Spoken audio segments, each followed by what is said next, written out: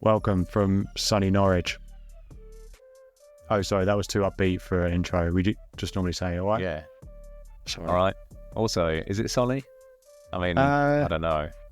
That has been sunny in spells. Yeah. It's like a sunny spells kind of day. It is, yeah. On the weather forecast. It's cloud with a bit of sun. Yeah, I was going to say, on the forecast, that's what you get. I could tell. Yeah. Which beats rain. Yeah, it does. I've by the way, just as a little caveat for anyone listening, I don't know whether it will be detectable, but I am without mic because I stupidly came to the office and totally forgot all of the stuff I need to record this podcast. So I've gone in raw. I can fix it all in post. Oh, nice. Can you? That's what the professionals say.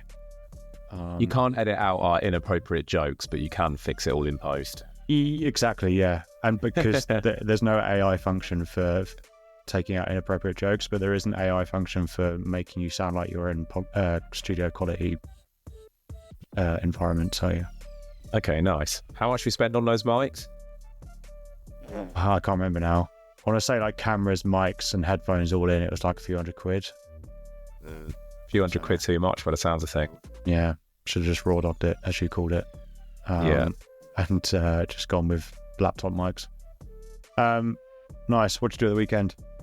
Well, I went out for the first time in a long time, like out. You went out, Jamie. Okay. Not just out the house. I do go out the house semi regularly, but I went out, as in stayed out past 11 p.m.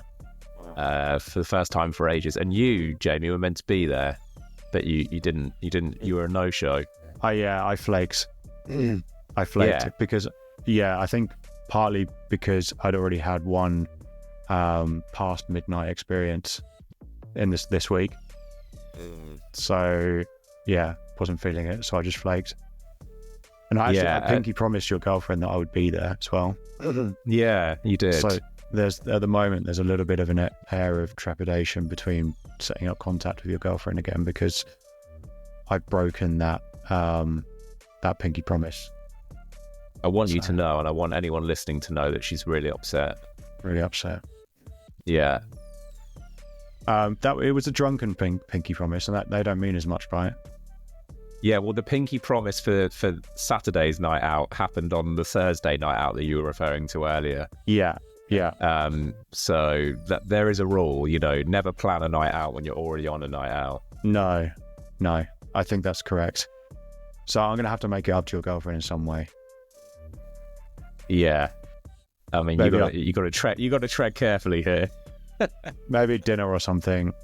Oh, dinner, just the two of you. Yeah, something. She'd love that. I mean, I don't know. I mean, I'd love that. I'm not sure she would. Anyway, okay, so out. And what was the vibe? Club? Yeah, it was, but it was like an alternative music night. So it wasn't, your conventional dance music. All right. God, I sound old, don't I? It wasn't a typical dance hall. It wasn't your typical disco. Yeah, it was alternative music, so like rock music and stuff. Okay. Some example tunes that were played. It was very eclectic, is the word I would use. So it would transition from, Metallica or System of a Down to Taylor Swift, in a heartbeat. So it was a real mix. Okay. And yeah, it was sort of I mean, I don't go out very much anymore. So my expectations were, I didn't really know what to expect at all. But it was, some things don't change. And I think the sort of, the type of drinks you get, the demographics that were there were kind of what I imagined they would be. Okay, and you were drinking VKs? I was drinking, VKs, yeah. Okay. Yeah, do you remember VKs? Yeah, I've not drunk that many VKs in my lifetime. Back in the day, 16 years ago, when I was just 18, the VKs were one of the primary drinks. They were the one. Yeah, they were the one, yeah. Yeah, but we weren't mature enough to really enjoy the taste of beer just yet. No, exactly. Yeah, we needed something that tasted like Coke. Yeah, because you go through a phase of forcing yourself to like beer until you actually like it. Yeah. Which I think is what listeners do with this podcast. I do actually like beer now as well. No, I do too, yeah. Yeah. But I definitely didn't always. No, me neither. Anyway, that was, thrilling podcast intro. James's sad night out at an alternative dance hall.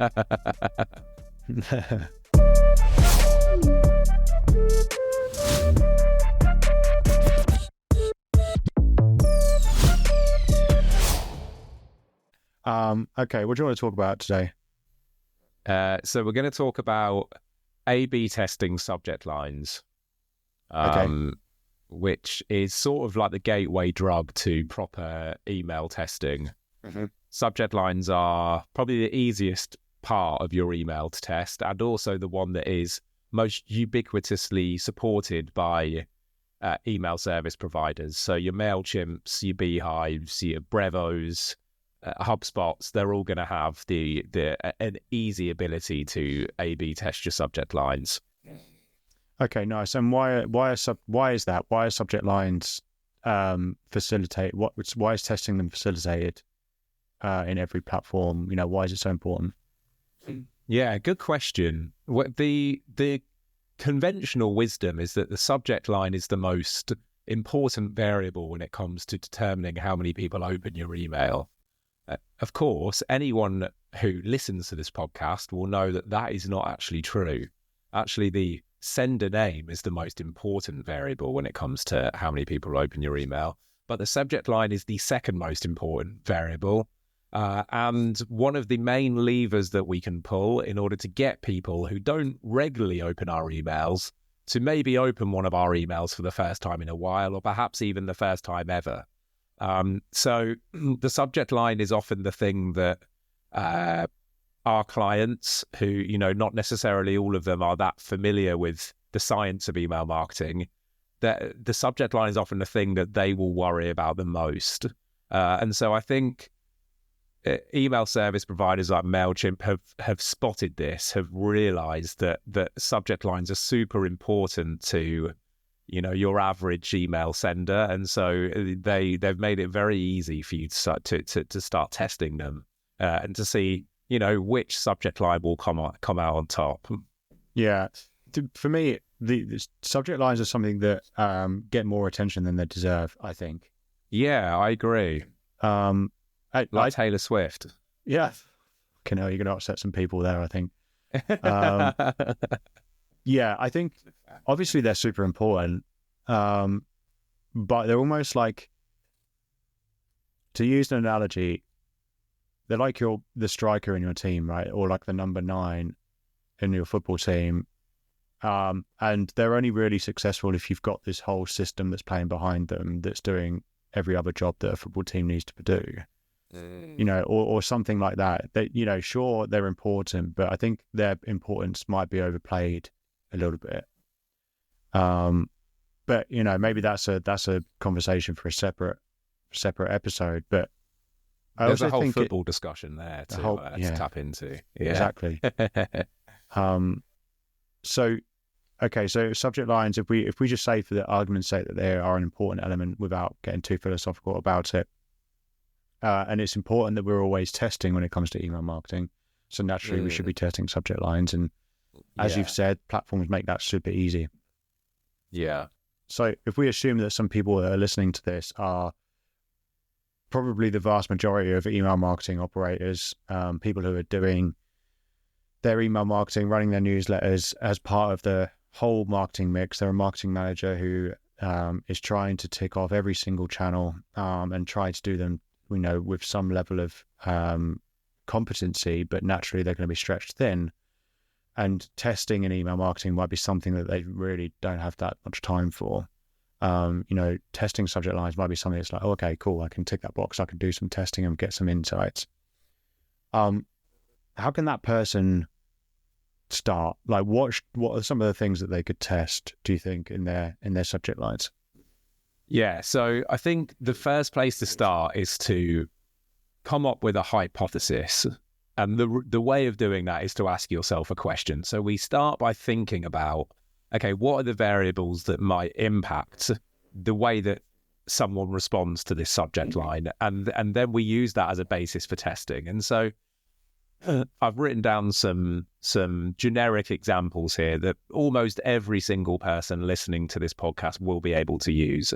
So, for example, you could ask yourself the question, do emojis impact my open rates? The use of emojis, how might that impact my open rates? Does using the first name of the person I'm sending to in the subject line impact the open rates? If I have a word that is fully capitalized, will that improve open rates? If I use a statement instead of a question, which one will work better?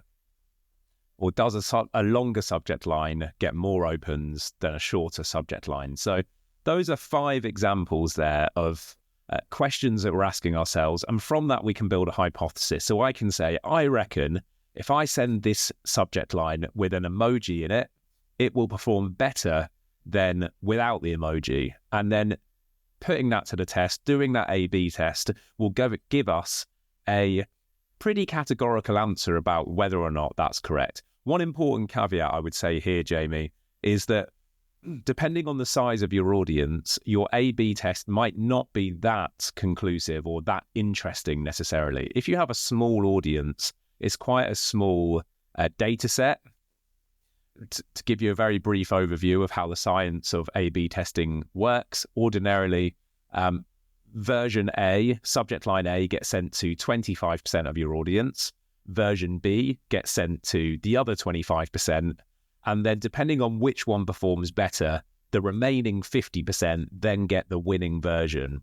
But of course, if those 2 test sets at the start are quite small, then coincidence can play quite a big part here, right? If you're sending one test to 20 people and another test to another 20 people, and, 3 more people in one test open your email, that's a 15% change in open rate. And so it can look really significant, but the reality is it's only 3 more people, and that's, coincidence can have quite a big impact there. So yeah, you might have 2 people that are on vacation in one test set, and exactly. that skews the results. So I think that's a really good point. So we want to make sure that we have a big enough list to be able to justify doing these tests then to give us the data set.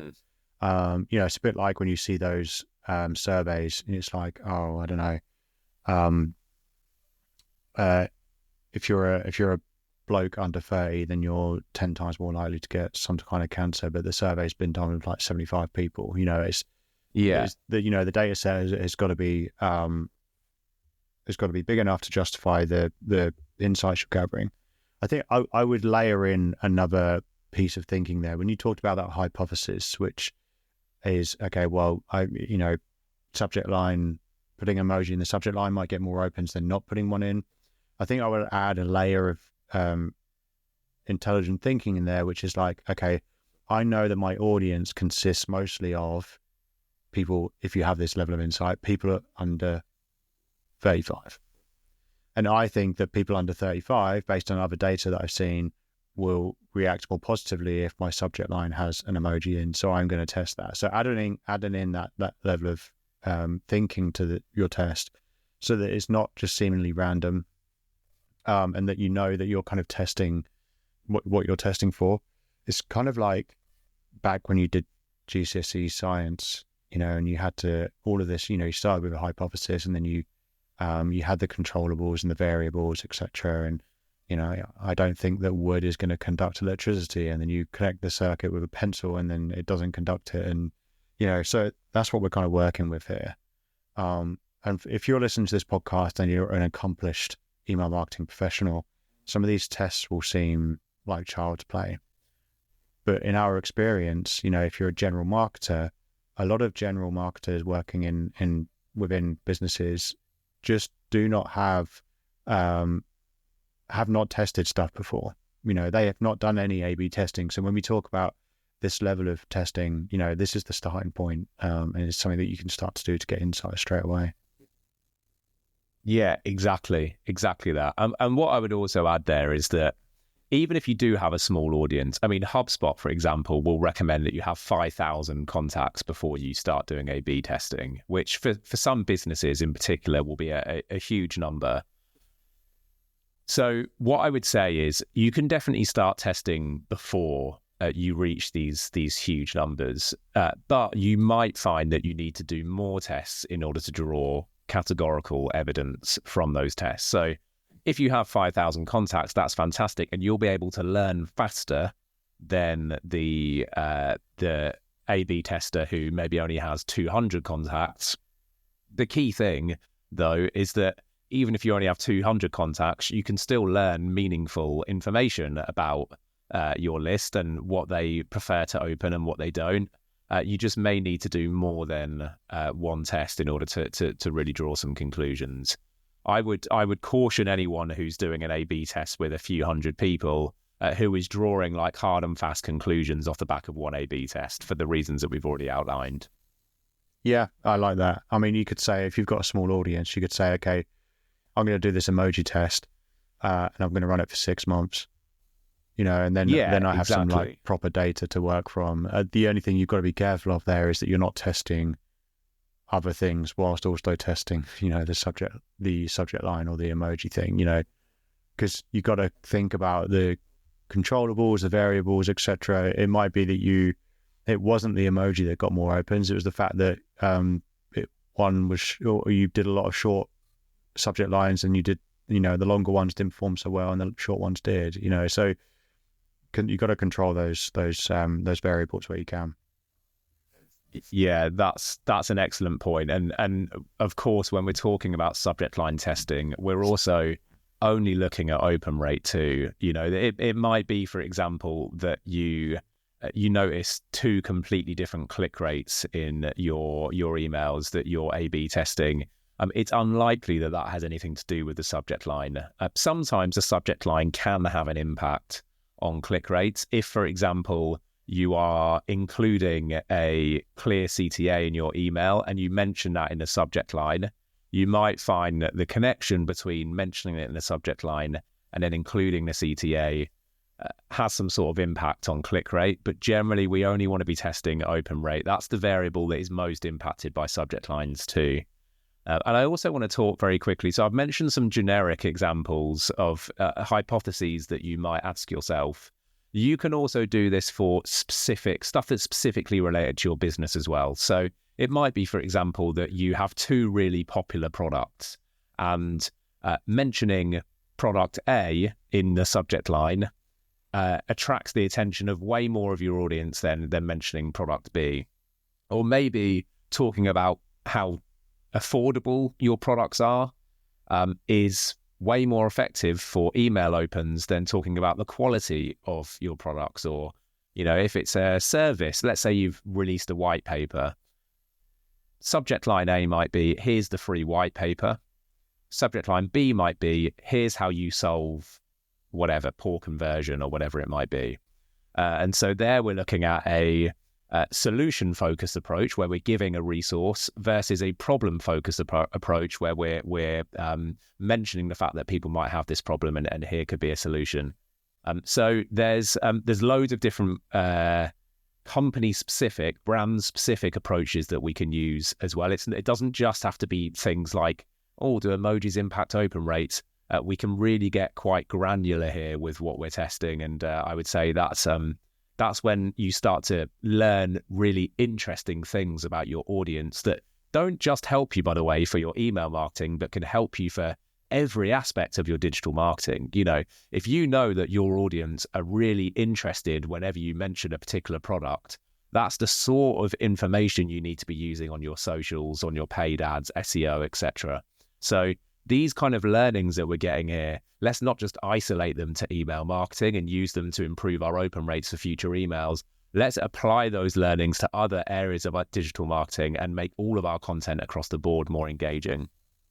Nice. And keep a record as well. I think, you can then start to use the results of these tests to build this almost like, my Bible. This is how my audience responds to, and there is results of all the tests that I've run.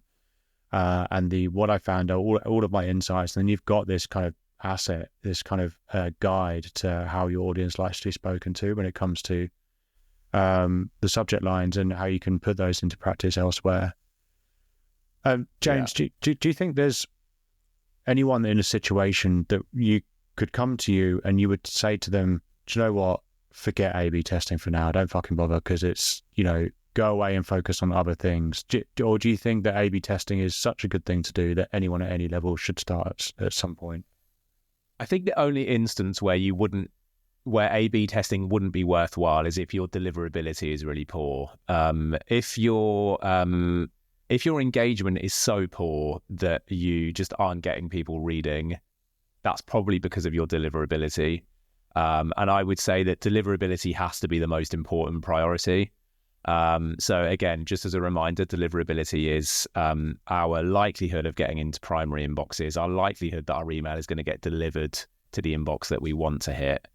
And if we start going into spam, for example, that is an indicator of poor deliverability, and it means that we are highly likely to be ignored. And so that needs to be priority number one. And solving that problem is way more important and will move the needle far more significantly than A/B testing. A/B testing, in a sense, it is really important. And like I said, it can give you lots of learnings that you can apply to other areas of your marketing, but it is sort of a cherry on top.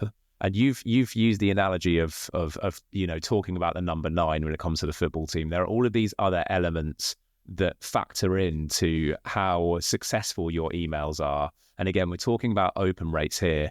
As we always say, the difference between a great subject line and a bad subject line is maybe, at its most optimistic, say 10% points.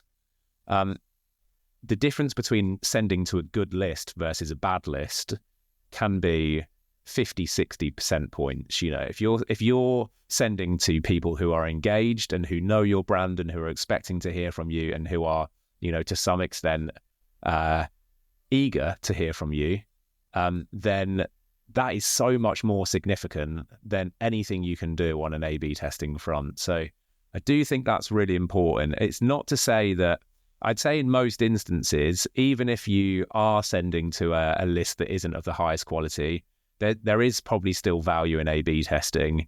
But definitely there are lots of cases in which A/B testing shouldn't be your number one priority, and so... Yeah, maybe the number 9 striker was a bad analogy. I think because what A/B testing is about fine tuning, right, and optimizing. Yeah, and so you've got to be careful about what you're fine tuning and optimizing. So, yeah, cherry on the top, icing on the cake, or maybe even makeup on a pig kind of situation. If you're not in a good place when it comes to your email marketing and you're starting to test, it's like, well, okay, let's make sure we have ground that is fertile enough for testing before doing it, because otherwise it might cloud the results. Yeah. Okay, so if there are people out there that are just starting their newsletter, and I don't know, they've got 50 subscribers, and obviously one of their main priorities is list growth. Is there any room for A/B testing for that person? Yes, there is. I wouldn't necessarily do it using the mechanisms that are offered by your standard email service provider, though, because they oblige you to split your list. So like I mentioned earlier, we have that. Usually it's 25% in the first instance. So half of your list gets either version, and then the second half gets the winning version. So obviously if we do some quick tabletop maths, Jamie, we find that, 12 and 13 people are going to get it if you're sending to 50 people in the first instance. And then of that, the remaining 25 will get the winning version. So 12 and 13 is way too small a data set to really be impactful. And like we say, if 2 people are on holiday in the group of 12, that's like 15% of your list that aren't going to open. So the numbers are just too easily moved by individual actions. What I would say, though, is that you can do a more manual test.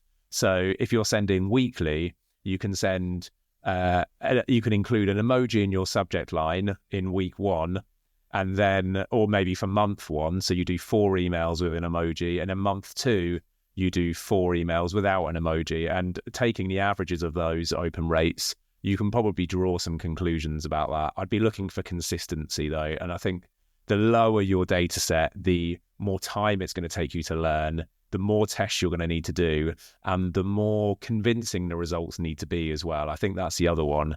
If there's only a 2% difference in the test that you're running and you've got a list of 50 people, that means it's one person who's making that difference.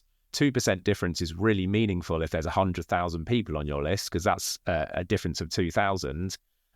It is not meaningful if there's 50 people. So everything needs to be taken with a greater pinch of salt.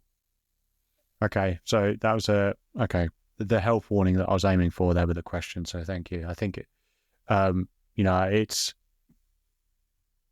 you've just got to be careful about because you don't want to then create these what you think are concrete insights from a data set which isn't big enough. Then all of a sudden your perceptions of how your audience wants to be spoken to are incorrect, or at least not are wide of the mark. It would be great if we got examples of A/B tests that we've run and results. Yeah, we do. Yeah, there are some.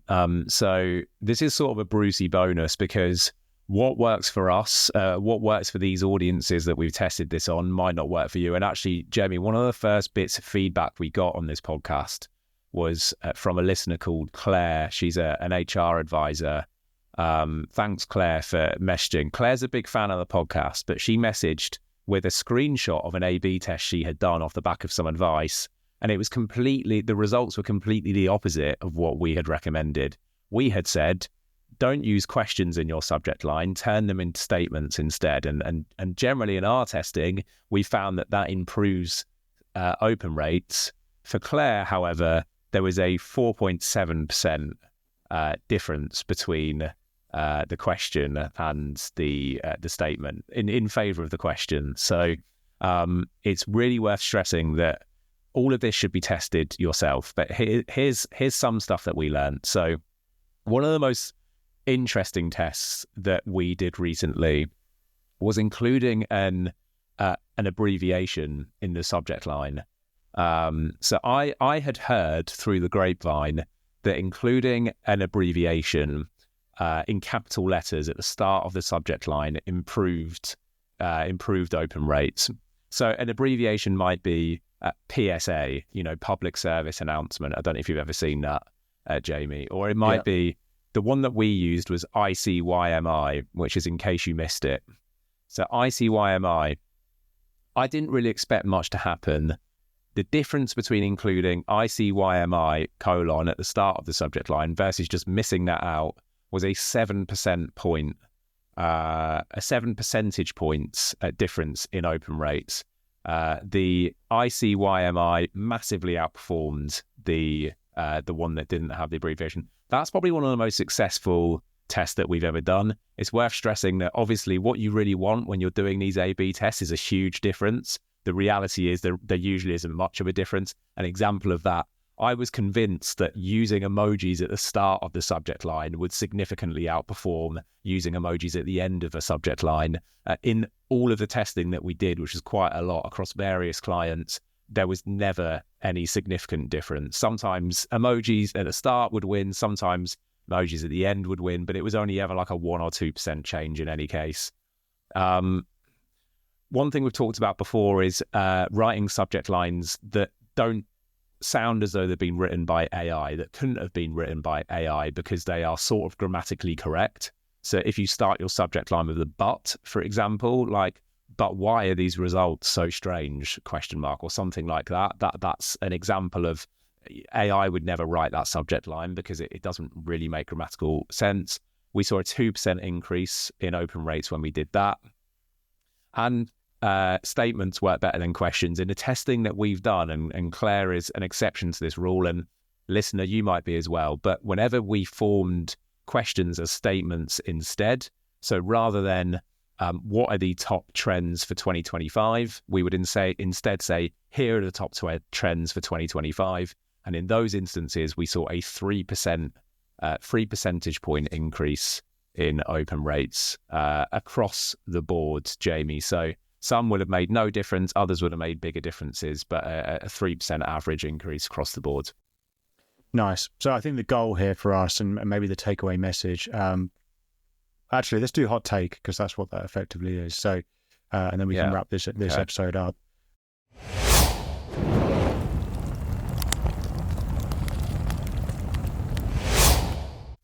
I've got my hot take. If you want me to go first, James. Please, yeah.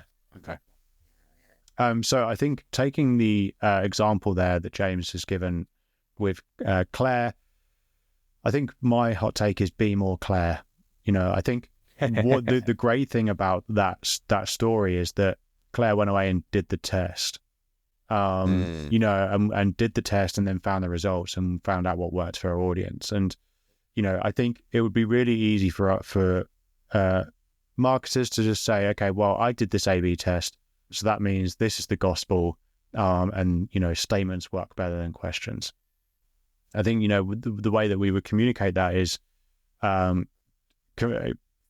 testing has showed that statements work better than questions. What should you do with that information? Do the test yourself. And so whatever information we've given in this podcast, my takeaway and my hot take would be, do the test yourself, find the insights for yourself. Yeah, nice. I think my hot take is going to be something that you actually mentioned earlier, Jamie, but it does apply to Claire's example as well. And that is, if you are testing subject lines, make them as identical as possible, barring the variable that you're testing. So one of the discussions that I had with Claire in the aftermath of her sending this feedback was that in Claire's test, whilst the question has beaten the statement, the question is about 3 words shorter than the statement as well. And so you can see just from looking at it that the statement version is it will have been chopped off, and perhaps the question version won't have been. And that difference means that even though the results are interesting and we can use that as a basis to build other tests on top of, this could also be a test of, do shorter subject lines work better than longer subject lines?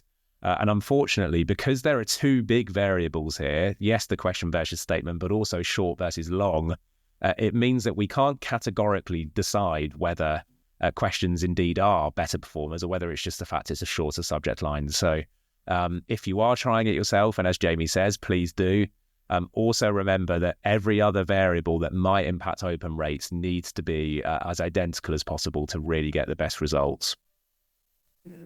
Okay, nice. That I looked at the clock and it said 15 minutes, and then I looked again and it said 33. So, damn it. Yeah, we're never very good at just shutting up. Look, thanks for listening, everyone. If you're on Spotify, give us 5 stars if you enjoyed it. If you haven't, just message me directly and tell me your shit. YouTube, like and subscribe. And if you want help running your first A/B test, message us. We'll set on a call and we'll help you do it. And we'll charge you 500 quid. No, I'm joking. We'll do it for free, just to help you get your first one out the door so you know how it works. Otherwise, thanks for listening. Yes. Cheers, guys. Cheers, guys. Bye. Bye.